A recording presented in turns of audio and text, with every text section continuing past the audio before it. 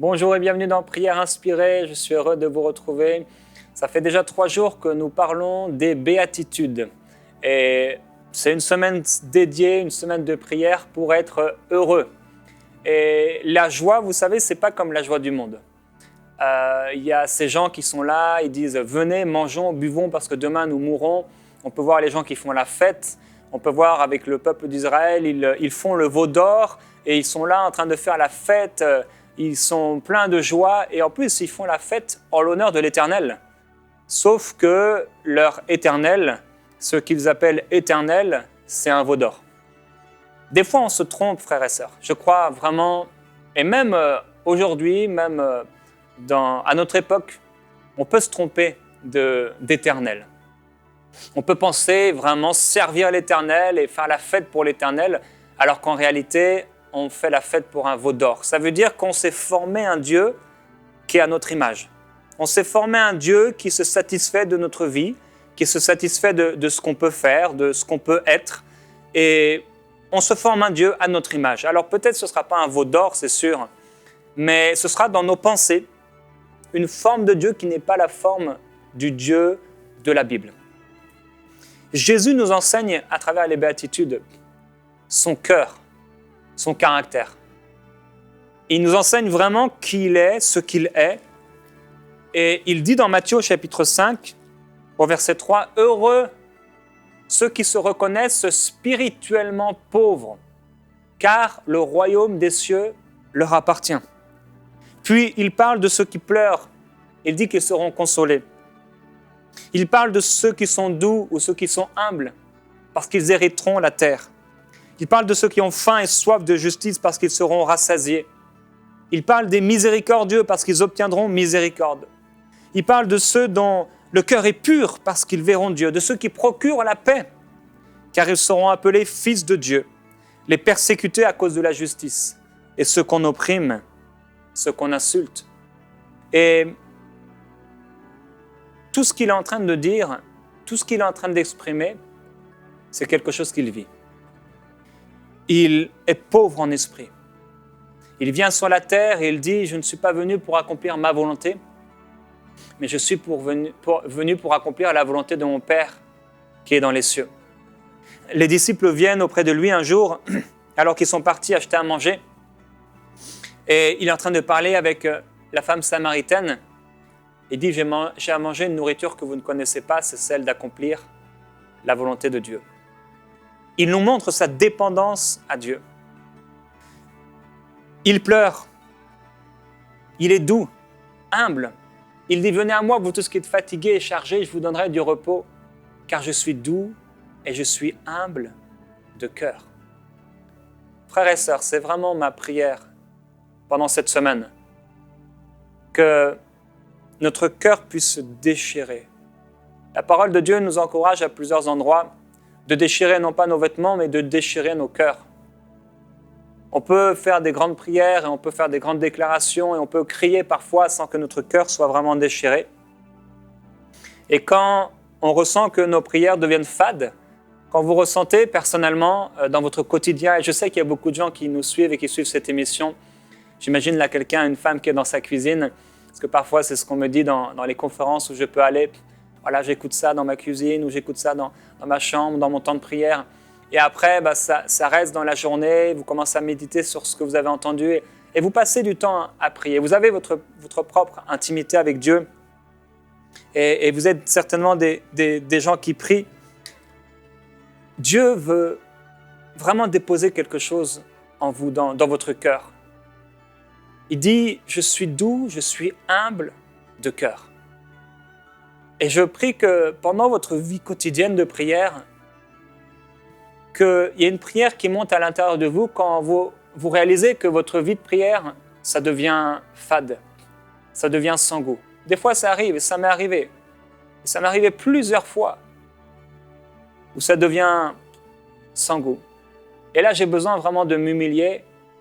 J'ai besoin de commencer à entre guillemets, déchirer mon cœur, à reconnaître ma pauvreté spirituelle et mon besoin que le Saint-Esprit puisse ranimer la flamme qui est en moi. Et j'ai aussi, moi, la décision à prendre, comme dit l'apôtre Paul, de ranimer pour moi-même la flamme qui est en moi, mais en sachant pertinemment que si ce n'est pas le Saint-Esprit qui le fait, je ne peux pas le faire par moi-même. Dans Matthieu au chapitre 5, Jésus est en train de parler de ce qu'il est, la douceur, la faim, la soif de justice, la miséricorde, l'amour, le cœur pur, il procure la paix. Et Christ est notre véritable modèle. Il est le modèle par excellence. Aujourd'hui, on veut s'arrêter sur le verset 8 et le verset 9, Matthieu 5, verset 8 et verset 9, où il est écrit « Heureux ceux dont le cœur est pur, car ils verront Dieu. Heureux ceux qui répandent autour d'eux la paix, car Dieu les reconnaîtra pour ses fils. » Ça, c'est dans la version Summer, et dans ma version, « Heureux ceux qui ont le cœur pur, car ils verront Dieu. Heureux ceux qui procurent la paix, car ils seront appelés fils de Dieu. » Dieu nous appelle à avoir un cœur pur.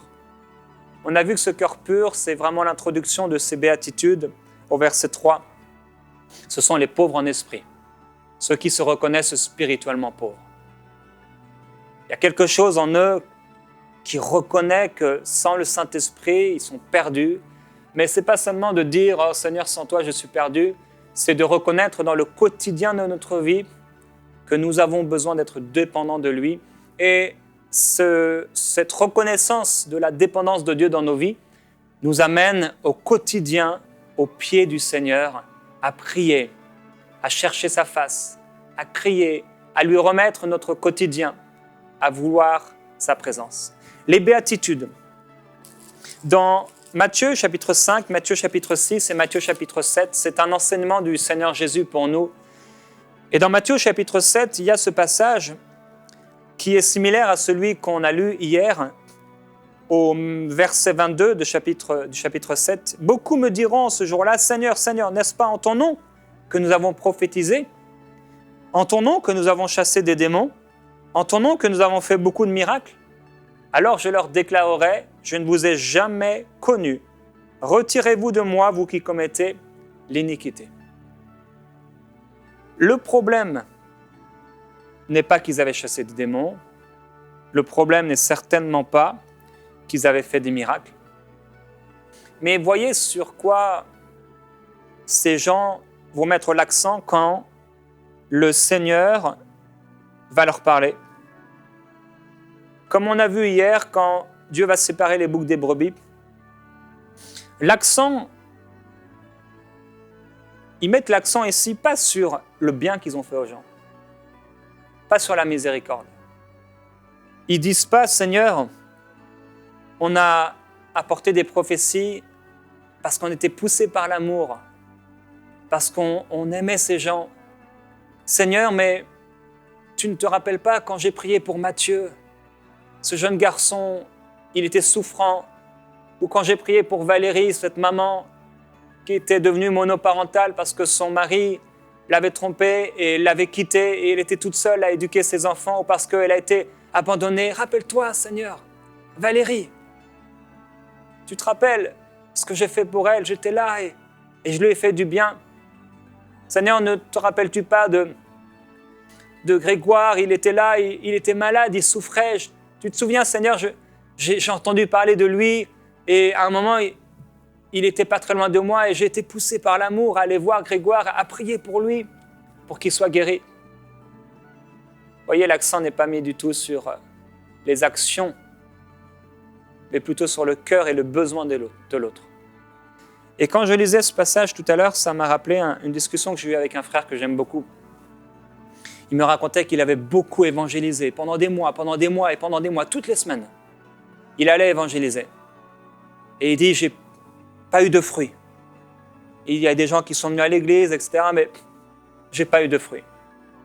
Et en l'écoutant, je ressentais, parce que Dieu m'avait aussi mis à cœur de lui parler de ça, je lui ai dit, mais est-ce que tu aimes les gens?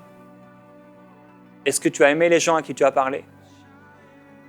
Il m'a dit, je n'aime pas les gens. Je n'aime pas les gens. Je n'ai pas d'amour pour les gens. J'ai juste fait ça parce que Dieu m'a demandé de le faire. Heureux ceux dont le cœur est pur, parce qu'ils verront Dieu. Un cœur pur, la Bible dit dans Psaume au chapitre 24, au verset 3, « Qui pourra monter à la montagne de l'Éternel? Qui pourra se tenir dans son lieu saint? Celui qui a les mains innocentes et le cœur pur. Celui qui ne se livre pas au mensonge et qui ne fait pas de serment trompeur, il obtiendra la bénédiction de l'Éternel. » Dans Psaume au chapitre 73, il est écrit « Oui, Dieu est bon pour Israël, pour tous ceux qui ont le cœur pur. Pourtant, il s'en est fallu de peu que mes pieds ne trébuchent. Un rien de plus, et je tombais. J'étais jaloux des arrogants, en voyant la prospérité des gens méchants. » Il y avait une jalousie en lui qui a amené son cœur à commencer à s'ouvrir à la souillure. La Bible dit « Garde ton cœur plus que toute autre chose, car de lui viennent les sources de la vie. » Notre cœur, frères et sœurs, est appelé à être pur. Dieu nous appelle à avoir un cœur qui est tellement pur. Et Jésus va dire dans Matthieu au chapitre 6, « Ne vous amassez pas des trésors sur la terre, mais amassez-vous des trésors dans le ciel, parce que là où est ton trésor, là aussi sera ton cœur. » Où est votre cœur? Posons-nous la question alors qu'on va prier ensemble. Est-ce que mon cœur est pur? Vers quoi se dirige mon cœur? Est-ce que mon cœur se dirige vers les richesses de la terre? Ou est-ce que mon cœur se dirige vers le royaume de Dieu? Et Jean dira dans son épître, parce que nous sommes maintenant enfants de Dieu, il dira, Christ apparaîtra et on sait qu'on sera semblable à lui, parce que nous le verrons tel qu'il est. Et c'est pourquoi que toute personne qui possède cette espérance en lui-même se purifie comme lui-même est pur. La Bible dit dans le psaume au chapitre 1, nous lisons dans ce psaume, « Heureux l'homme qui ne marche pas selon le conseil des méchants et qui ne s'arrête pas sur le chemin des pécheurs, qui ne s'assied pas sur le banc des moqueurs, mais qui trouve son plaisir dans la loi de l'Éternel et qui médite sa loi jour et nuit. Il est comme un arbre planté près d'un cours d'eau qui donne son fruit en son temps et dont le feuillage ne se flétrit pas. Tout ce qu'il fait réussit. Il n'en est pas ainsi des méchants. Ils sont comme la paille que le vent dissipe. C'est pourquoi les méchants ne résistent pas au jour du jugement, ni les pécheurs dans la communauté des justes. Car l'Éternel connaît la voie des justes et la voie des pécheurs mène à la perdition. » Jésus dira que c'est du cœur que viennent les mauvaises pensées, les meurtres, les adultères, l'immoralité sexuelle, les vols, les faux témoignages, les calomnies. Et dit, voilà ce qui rend l'homme impur. Jésus dit, ce n'est pas ce qui est à l'extérieur, c'est ce qui est à l'intérieur. Jésus dit, ce que vous voyez à l'extérieur n'est que le reflet de ce qui est à l'intérieur. Jésus dit, ne nettoyez pas la coupe, mais nettoyez ce qui est à l'intérieur de la coupe. Les pharisiens disaient, mais oh, tes disciples ne se sont pas lavés les mains avant de manger. Jésus dit, mais ils n'ont pas besoin de se laver les mains. Leur cœur est pur. Frères et sœurs, on est tellement en train de regarder de manière visible. On scrute tout. Et je sais que tellement de chrétiens, quand ils entrent dans une église pour la première fois, c'est le jugement partout. Ils jugent les chrétiens, ils jugent la louange, ils jugent les personnes qui chantent, ils jugent le pasteur, ils jugent les habits du pasteur, ils jugent la femme du pasteur. C'est du jugement, c'est du jugement, c'est du jugement. Tellement de gens sont en train de juger. Celui qui a le cœur pur, en lui, il n'y a pas de mauvaise pensée, en lui, il n'y a pas de meurtre, en lui, il n'y a pas d'adultère, il n'y a pas de désir de posséder ce que l'autre a. Il n'y a pas d'immoralité, il n'y a pas de faux témoignages, il n'y a pas de calomnie. Ces choses rendent le cœur impur. C'est ce que dit Jésus. Et la Bible dit dans Proverbe au chapitre 28, au verset 13, « Celui qui cache ses transgressions ne réussira pas. Mais on aura compassion de celui qui les reconnaît et qui les abandonne. Heureux l'homme qui est constamment sur ses gardes. En revanche, celui qui endurcit son cœur tombera dans le malheur. » Aujourd'hui, Dieu veut nous appeler à veiller sur notre cœur à ce que notre cœur soit pur et nos mains innocentes. Alors, heureux ceux dont le cœur est pur parce que nous avons l'assurance que nous allons voir Dieu. Et c'est bien d'avoir le cœur pur et de veiller sur soi et de faire attention à soi. C'est bien d'aller annoncer l'évangile comme je le disais dans cet exemple. C'est bien de le faire. Mais quelles sont nos motivations? C'est pourquoi il est parlé de ceux qui répandent la paix. C'est ce que nous lisons dans Matthieu au chapitre 5. Heureux ceux qui répandent la paix. Heureux ceux qui répandent la paix. Jésus dit d'eux qu'ils sont heureux parce qu'ils sont appelés fils de Dieu. Et dans Ésaïe au chapitre 52 au verset 7, nous lisons qu'ils sont beaux sur les montagnes, les pieds de celui qui apporte de bonnes nouvelles, qui annonce la paix, de celui qui apporte de très bonnes nouvelles, qui annonce le salut, de celui qui dit à Sion, ton Dieu règne. Je prie qu'aujourd'hui, frères et sœurs, nous puissions apporter la paix autour de nous. Que Dieu puisse vraiment se servir de nous et faire de nous des partisans de paix. Des gens qui, partout où nous pouvons aller, apportons la paix autour de nous. Heureux ceux qui ont le cœur pur. Je veux vraiment prier aujourd'hui par rapport à cette introduction sur les pauvres en esprit, parce qu'ici on parle de la même personne. C'est cette personne qui se reconnaît spirituellement pauvre, c'est cette personne qui pleure. C'est cette personne qui est humble. Parce qu'elle se sent spirituellement pauvre, elle n'est pas arrogante, elle n'est pas pleine d'orgueil, elle n'est pas pleine de jugement, mais elle développe l'humilité. Elle développe la douceur pour les gens parce qu'elle réalise, je suis un homme, je ne suis pas mieux que quiconque, j'ai les mêmes faiblesses que n'importe qui, c'est pourquoi je ne me permettrai pas de juger quelqu'un, de critiquer quelqu'un, mais je marcherai dans l'amour. Ceux qui ont faim et qui ont soif de justice, c'est ceux qui sont et qui se reconnaissent pauvres en esprit. Il y a une pauvreté en esprit qui les amène à avoir faim, à avoir soif, comme les pauvres dans ce monde, qui peuvent avoir tellement faim et tellement soif. Cette pauvreté en esprit les amène à avoir soif et faim de justice. Et ces gens font miséricorde. Ils font miséricorde. Ils pardonnent à ceux qui les ont offensés. Et ils leur font du bien. Ils ont leur cœur pur, mais aussi ils procurent la paix. Je ne sais pas dans quel ministère vous êtes aujourd'hui, dans votre église locale, ou comment vous servez le Seigneur. Mais je prie que vous puissiez procurer la paix autour de vous. Et aujourd'hui, j'aimerais qu'on prie pour ça. Premièrement, qu'on prie par rapport au cœur pur. J'aimerais que tu puisses fermer les yeux là où tu es, que vous puissiez fermer les yeux et s'il y a un péché, s'il y a dans votre cœur beaucoup de pensées d'adultère, de méchanceté, de vol, de cupidité, l'amour de l'argent, que dans ce temps de prière, vous puissiez, alors que vous avez les yeux fermés, commencer à reconnaître vos fautes.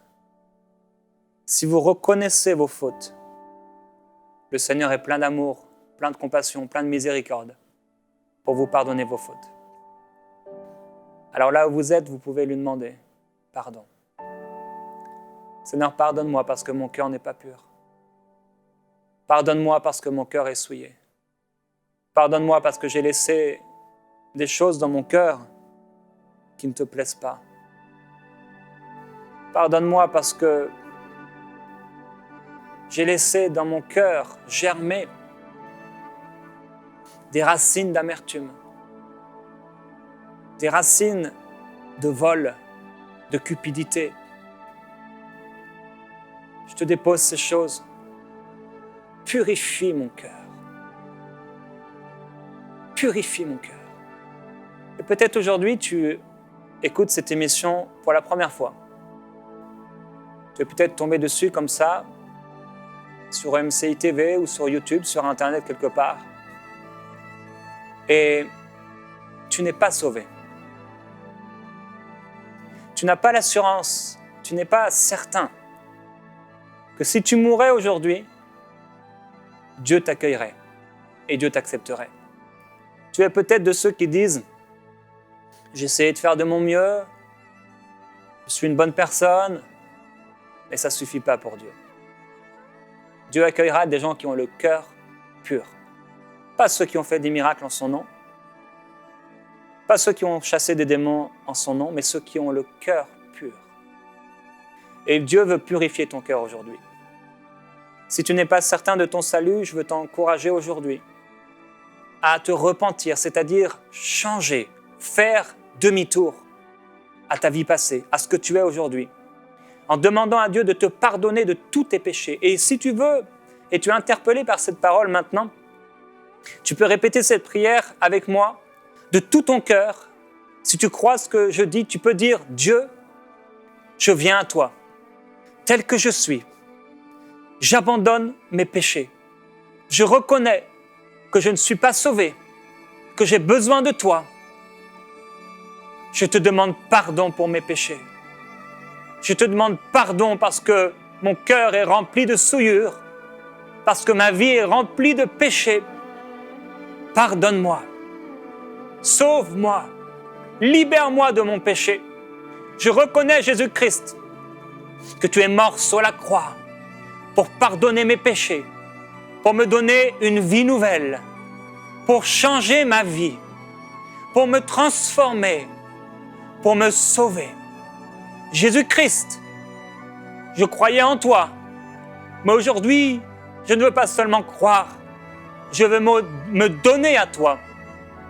Je veux m'offrir à toi. Je te donne toute ma vie, tout ce que je suis. J'abandonne mes plans, j'abandonne mes projets pour tes projets, pour tes plans. J'abandonne ma vie pour que tu vives à travers moi. À partir d'aujourd'hui, Dieu, je prends la décision d'être ton enfant, de vivre seulement pour toi, et ce jusqu'à ma mort. Amen. Si vous avez prié cette prière de tout votre cœur pour la première fois, vous pouvez nous contacter sur l'adresse qui s'affichera à la fin de cette émission. Mais dès aujourd'hui, passez du temps à méditer la parole de Dieu, la Bible. Dieu va vous enseigner. Dieu va vous diriger vers des frères, vers des sœurs qui ont la même foi que vous. Nous voulons aussi prier pour procurer la paix. Et je veux prier pour vous, comme je l'ai dit tout à l'heure, qui êtes dans des ministères particuliers, vous servez Dieu d'une manière ou d'une autre. Ou peut-être que vous avez caché vos talents dans la terre et vous ne faites rien avec. Je veux prier pour vous. Père, je prie pour ceux qui écoutent aujourd'hui. Je prie que on puisse procurer la paix. On peut faire des choses en ton nom, mais ne pas procurer la paix. On peut être fidèle dans nos églises et ne pas procurer la paix. On peut donner la dîme sur tout notre revenu et ne pas procurer la paix. On peut faire tellement de choses sans avoir ce cœur de partisan de paix. Je prie que nous puissions amener la paix autour de nous. Que nous puissions être connus pour être des gens de paix. Père, je prie que ta miséricorde soit forte en nous. Que nous puissions amener cette paix partout autour de nous. Envers les gens qui en ont besoin. Envers les affligés, envers les opprimés. Que dans chaque endroit où nous sommes, dans chaque endroit où nous pouvons entrer, dans chaque endroit où nous pouvons aller, que la paix entre avec nous. Que la paix soit amenée avec nous. Je prie que si nous entrons dans une famille, dans la maison d'une famille qui est en discorde, une famille divisée, qu'au moment même où on entre parce qu'on se reconnaît spirituellement pauvre, ta présence de paix vienne remplir cette maison. Partout où tu allais, Seigneur Jésus, tu amenais la paix. Tu amenais la paix autour de toi. Et c'est vrai que quand cette paix arrivait, ceux qui résistaient à la paix, c'est l'épée qu'ils goûtaient. Ils étaient divisés contre toi. Et nous savons que quand ta paix vient dans un cœur, peut-être que cette paix va amener des divisions dans les familles, dans les vies. Nous savons que la paix amène parfois la division. Non pas de celui qui marche dans la paix, mais de celui qui refuse la paix. Je prie que nous puissions être comme toi, Seigneur Jésus-Christ. Amener la paix. Quand cette femme est venue, qu'on a amené cette femme adultère, il y avait beaucoup de colère, beaucoup de poussière, beaucoup de mots, beaucoup d'accusations, beaucoup de gestes, beaucoup de violence intérieure. Et tu t'es agenouillé. Tu as commencé à écrire par une simple parole. Tu as amené la paix. Tu es le Dieu de paix. Père, je prie qu'on soit des partisans de paix. Je prie que dans nos travails, dans nos métiers, dans nos vies, dans nos maisons, dans nos familles, dans nos églises, dans nos magasins, dans nos rues, dans nos villes, dans nos pays, les chrétiens, ceux qui marchent avec toi, soient connus pour la paix qu'ils procurent, la paix qu'ils amènent autour d'eux. Je prie, Père, pour ceux qui écoutent, pour celui ou celle qui écoute aujourd'hui, qu'elle soit connue à cause de la paix. Je prie qu'il y ait une onction de paix, une présence de paix qui soit sur elle, dans sa vie, et qu'elle soit connue dans son travail, dans sa vie personnelle, pour être une personne qui marche dans la paix, qui amène la paix, une stabilité dans la paix, une douceur qui exprime tes sentiments. C'est ma prière pour ceux qui écoutent aujourd'hui. Que la paix soit sur eux, dans leur propre cœur, dans leur propre vie, mais que cette paix, ils puissent l'amener autour d'eux, qu'ils puissent la procurer pour ceux qui en ont besoin, pour ceux qui sont dans le trouble. C'est ma prière au nom de Jésus-Christ. Père, merci. Nous voulons veiller sur notre cœur